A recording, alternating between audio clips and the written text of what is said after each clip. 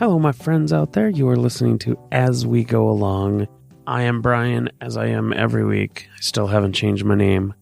Not really thinking about it. It's an okay name. Write me an email if you disagree. Anyway, today we are doing something a little bit different.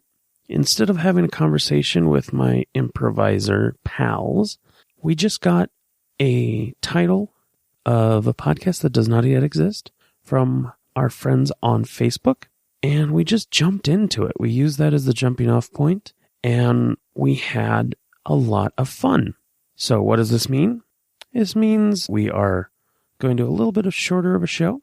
It's going to be about half an hour long or so, sometimes a little bit less, sometimes a little bit more, depending on how we feel. Stick around after the show for plugs so you can find out where these amazing comedians are going to be performing live, so you can see them on stage. I've seen all of them. I've played with some of them on stage, and they're all amazing. So you're going to want to come out when you're in Denver and check out these people. So stick around to hear what they're up to. And finally, this is day one of a new format for the show. So if you have any feedback, any positive, negative feedback, please get a hold of me. You can email me, brian@deershaw.com. Find me on Twitter and Facebook. Get a hold of me and let me know what you think. If you really like it, if you really like the show, let me know so I know that things are going well. If you really hate it, let me know so I know that things are going terribly and we're on the edge of ruin. So sit back, relax, and enjoy today's show. It is a funny one.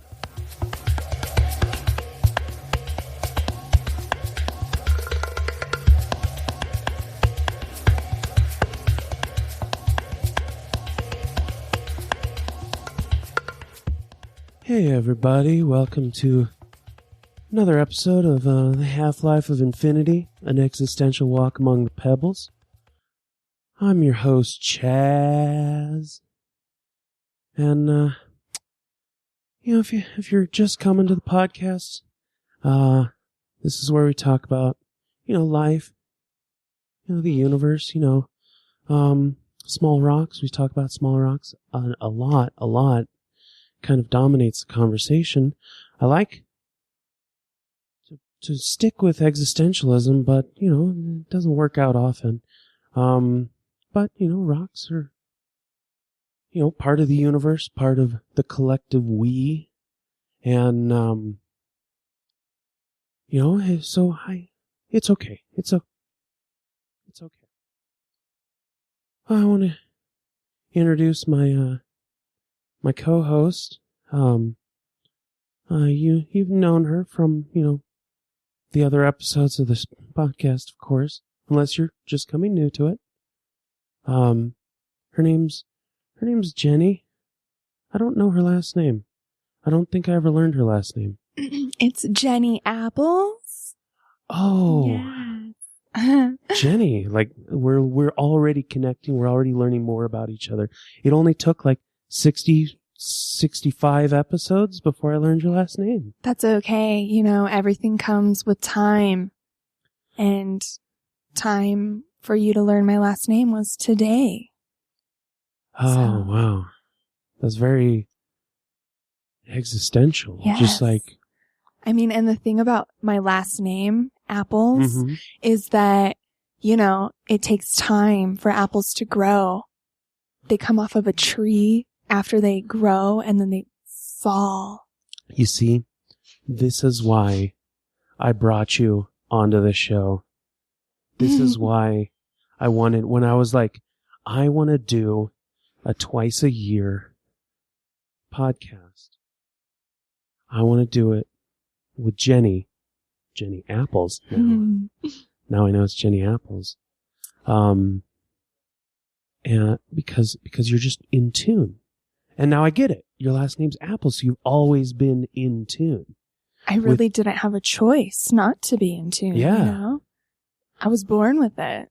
My last name's Smith. I'm not a... Oh. The most I've ever been in tune with is making horseshoes. Well, that's important too. you know? It was important. Less now. That's true. Horses aren't really used for the labor as much anymore. Yeah. But, I mean, the fact that you know how to make a horseshoe, which is a symbol of being lucky, you know, that's very important. See, you're always on. You're never off. Always on. Like I said, I was born with it. Jenny, should we introduce our guest? Oh, absolutely. Do you want to do it or should I? Oh, I don't mind. Yeah, definitely. Oh, yeah, introduce our guest. Oh, this guest today. Oh, such a peach. I can't even.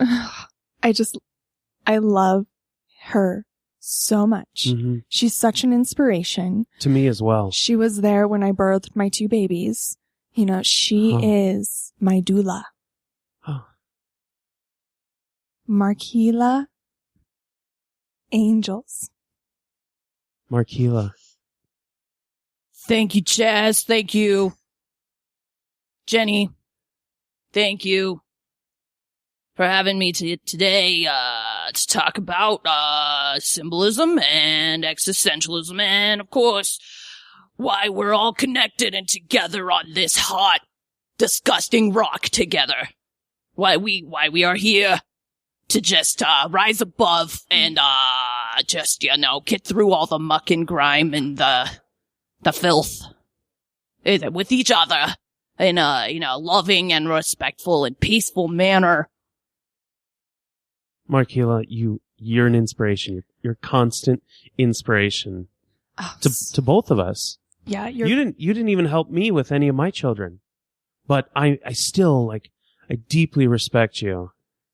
Yes, like the poetry that just spews out of your mouth. It really, like, I know when I was giving birth, it was the most relaxing thing I've ever experienced. It's like listening to an angel. Yes, exactly. Right? Angel, last names. Yes, and Jenny, you know, you are inspired by me, but Jenny, your placenta, was inspiring. Oh, let us talk about the placenta. Yes.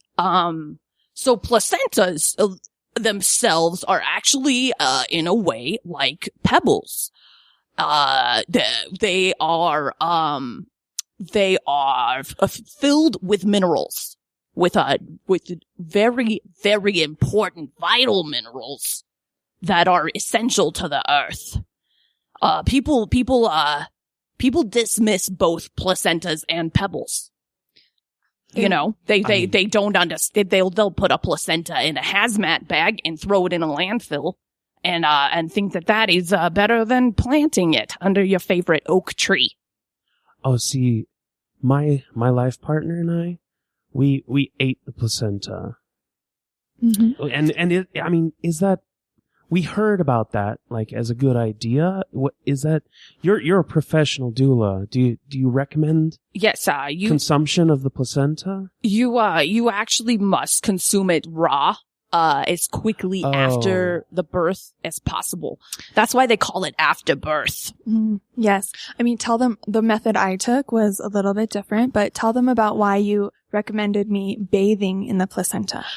Bathing in the placenta is a very good way to absorb its magical powers into your skin, firsthand without, cause when you consume it, it mixes with your intestinal fluids, and sometimes the combination of stomach acid and placenta magic can actually take you to the dark side. I'm sorry. I'm just like I have to ask you about this placenta magic. Like, we're already in it. Like, I thought first few minutes we're just going to talk about like your life and where you grew up, but no, not today. Yeah, I don't fuck around. I jump right to the chase. That's the most inspiring part about me is my quotes there are none. There are no fucking quotes because I don't fuck around. So tell me about this placental magic. Like, what? I've known about magic for a while, but it's usually just like street magic, like card tricks and like levitating. But you're saying the placenta has magical properties? Oh, yes. There is not, like, those street tricks are nothing compared to this placenta magic. Yeah, magic, your Vegas magic is definitely different than actual magic. Magic is, you know what? Let me ask you a question. You know Cher. Cher. Oh, the singer? The diva, the idol. Do you believe, Cher. do you believe in life after love? Absolutely. Yes. So Cher, Cher and she was, hold on. And she was on that battleship and she was like straddling a cannon. Yes. And it was like, I want to live like her. She gets it. She gets the cosmos. She gets the universe. She's on a cannon. Yes. Not using it for war. Yes. Using it to lure. Yes. So that feeling that you have when you are wanting to be Cher, every single person has this feeling. Magic is turning that feeling from wanting to be Cher to just being Cher. And that's exactly what happened to me the moment I got into that bathtub full of my children's placenta. So like, you felt like you embodied Cher, like. Yes, it was incredible. Like my voice got deeper. I mean, my hair grew black for just, the day. And Jenny, I must say that I really love this jumpsuit that you're wearing today.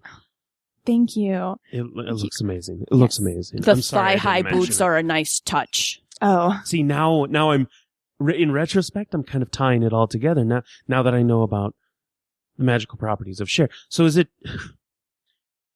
just the look and the kind of like low singing voice? Is that her magic? Or is there more things? Can she like cast spells? Cher is a wizard, a walking wizard, as we like to call them, because they are people that are currently in our world. Uh-huh. She is a wizard with a wig collection, a wig wearing walking wizard. And we can only speculate on what she's actually accomplished using magic and what she's just accomplished because she was born to be Cher. But we just know that she's magical because when people bathe in their placenta after childbirth, they start looking and acting and sounding like her. It brings truth to the theory that we've all heard about, the theory that the placenta's magical properties are part of the greater stratosphere that we call our alien network.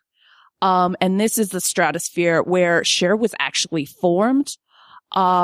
She's not actually of human blood. And has come to this earth to bless us with her presence. Other beings that are in the alien network choose to go to other planets. Cher came to Earth. Another thing that's so very interesting about Cher, no last name. It's not there. That proves she's not a human. Oh. It proves it. Exactly. It says everything you need to know about her. Really? So is Bono also Oh goodness. not a human? No, he's definitely a human. Oh, okay. So Yes. it's just Bono is a cop. Some people that don't have last names is because they choose it as some sort of, like a title, their stardom, their signature, I guess. But clearly we know that Cher is extraterrestrial because she has one name. Yes. Yes. Okay. I just wanted to clarify. It makes all sense. Mm-hmm. Yeah. It just oozes out. The love that she has for mid-90s house music. The love that she has for fishnet body wear. The fact that she basically invented auto-tune. Yeah. Yes. It did not exist before her. This is another magical thing that we can attribute to Cher. See, and I was in my ignorance. I hadn't opened my mind up. I thought auto-tune was just another governmental conspiracy. Much like 9/11 or the Mothman. I think that we should not draw lines between magic and governmental conspiracy. I do not think that they are unrelated. Jenny, now we're getting into it. Yes. Now we're getting into it. Yes. The meat of the matter. Mm-hmm. And I've been telling you that for years and years, and now you know. Well, at least twice a year you've been telling me that. Yes. Every time we meet. But that is still years and years. Speaking of, how have the last 6 months been? It's been 6 months since we've met here. Oh my gosh, I know. Oh, they've been just absolutely just a whirlwind. It feels like just yesterday that we were here, but 6 months have flown by.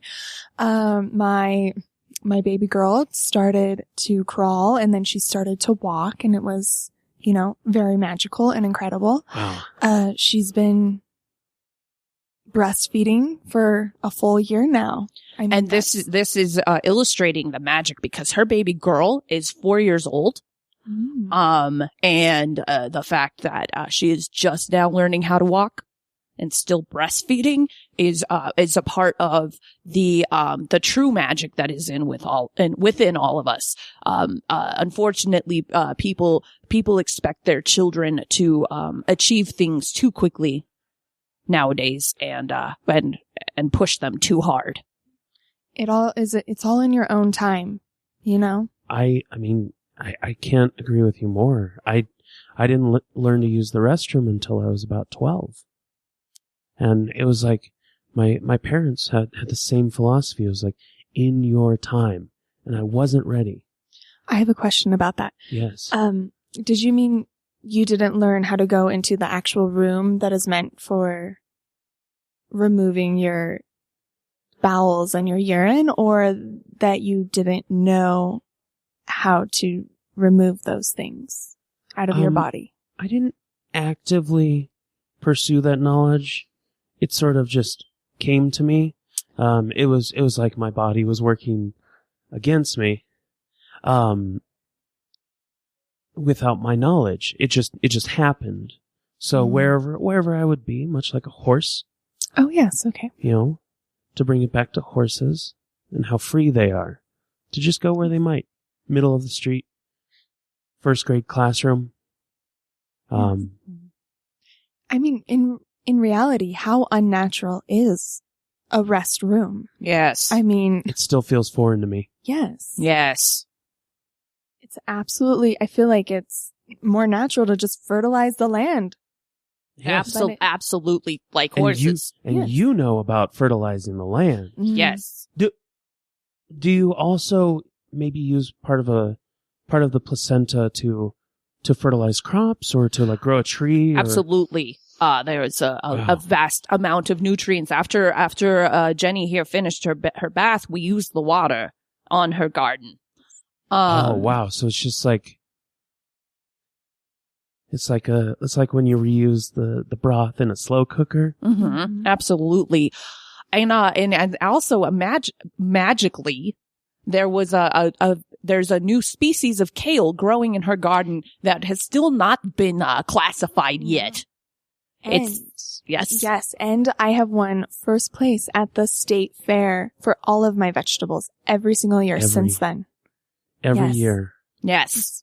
Every 6 months when we meet, you just have another blue ribbon around that neck. I sure do. Like, I mean, I would leave my my medals at home, but I love how you're just like, put it out there in the world. That's the other thing about this world is we're taught to feel ashamed of our accomplishments. No, I am going to display them proudly, and especially because they all came from the placenta of my children. Wow. I would not have these ribbons if I did not get pregnant. And that's another magical and government conspiracy tied together, is how in the hell she got pregnant. Exactly. I don't have a male in my life in any way. I mean, so you're here, but I mean, but we romantically, we don't even get within 3 feet of each other. Exactly. And I have had 2 children. How How can we explain that? You're a doula. How do we explain that? When I was observing Jenny's her vagina, I was able to feel the heartbeat of our ancestors within her. I was able to hear the cries of our ancestors within her. And it is my belief that she definitely was impregnated with the new children of the revolution. Oh, that makes perfect sense. Yes. By our ancestors. Yeah. And they came out wearing powdered wigs, so that also proves that our ancestors are definitely they're still with us. Yeah, they're still with us. They're sending messages loud and clear. You know? Within us and coming without us. Exactly. Yes. I just think sometimes I get very emotional and choked up thinking about the fact that my first son, or my first child, was the one who essentially took my virginity in a way, you know? Oh, okay, yes. You know? Do you get it? In a way was like reverse. The first, yes, the first one, he entered you from my within. My hymen was broken by him, you know? It's That's so beautiful. And then when he came out, I said, "Hi, man." And it all just it all just made sense. That's just a doula trick. To just, I don't do tricks. Oh, I'm sorry. Let me make that very clear. Magic is not about tricks. And I'm not saying this I'm not trying to be angry with you right now. I'm just laying down the law for everyone out there listening. Magic is not tricks. It's best to be forward. You know. Magic is not tricks. It's best to be forward. I think those are lessons that we can pull from today's discussion. It's been so wonderful having you here. Like I could really feel the kinship, and, you know, perhaps your presence will inspire my partner to have another child. And so if that happens, I have you to thank. Oh. You really know your stuff, so thank you. Oh, thank you for being here.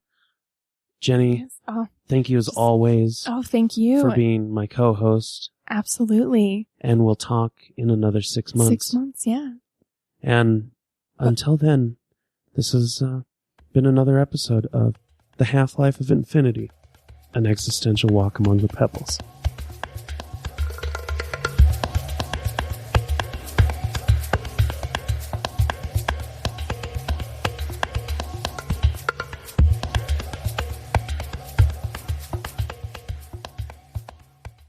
That's our show for this week. Jenny Apples was played by Kim Lockhart, and Marquila Angels the doula was played by Colleen Weaver. Colleen and Kim form the improv comedy duo John Bon Jovi's. They are terrific. They've been on my live show twice, and I'm going to get them back a third time. They have a couple shows coming up as a duo.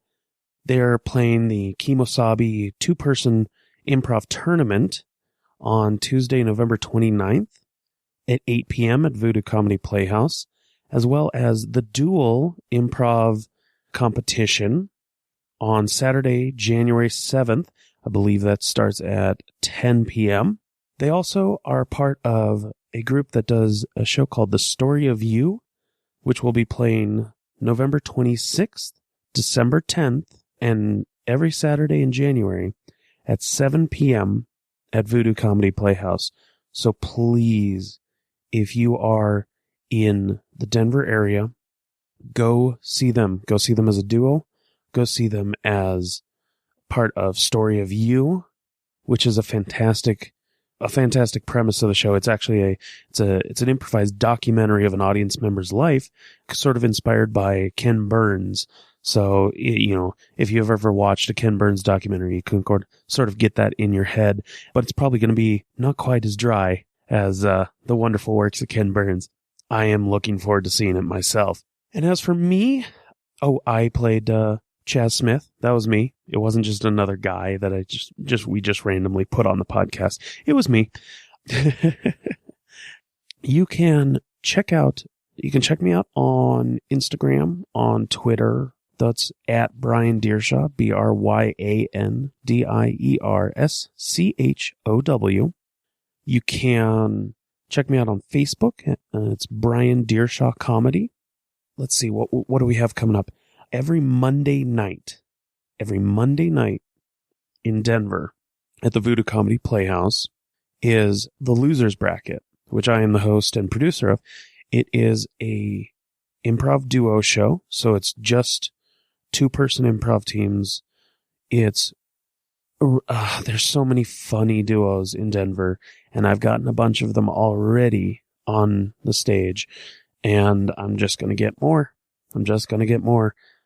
So please come out. It's a free show. There's no excuse. Come down and, end of your day on Monday. Mondays are always the pits, but you can put some laughter into it with some incredible comedians that you should be paying for, but you don't have to. It's amazing. I will also be performing in the Kemosabe 2-person tournament with my friend Joe Hickman, who you have heard on this very podcast several times. We don't have a date yet, so keep on the lookout for that. As soon as I know, you will know. And lastly, every first and third Monday at Backstage at Barrels, it's at Barrels Beer Company, there is the Shit Your Pants Awesome Improv Show, which my team, War Tiger, which has, just a cast of regulars on this show on it. Let's see. Joe Hickman, Danny Allen, Brett Fast, Gabby Gutierrez-Reed. Let's see, who else? I think, Linda Taj. She's been on the show. All part of that team. And it's just a fun night of comedy. Once again, free show. Monday night, you can go to Barrels, get a nice beer, watch a free improv show, then head over to Voodoo, get yourself a beer, watch another free improv show, and then get that Uber and get on home and get ready for Tuesday. I think that's all we have. I wanted to thank Voodoo Comedy Playhouse for allowing me to record there. And I want to thank Grafenberg Play School for giving me the knowledge to do some improv. If you want to check out Grafenberg Play School, you can go to grafenbergproductions.com and check out classes. And Grafenberg also produces the show at Barrels. So if you see that show, that is a Grafenberg show. And I think that's it for this week. So I hope you enjoyed the new format. Hope it didn't throw you off too much. And until next week, go make something.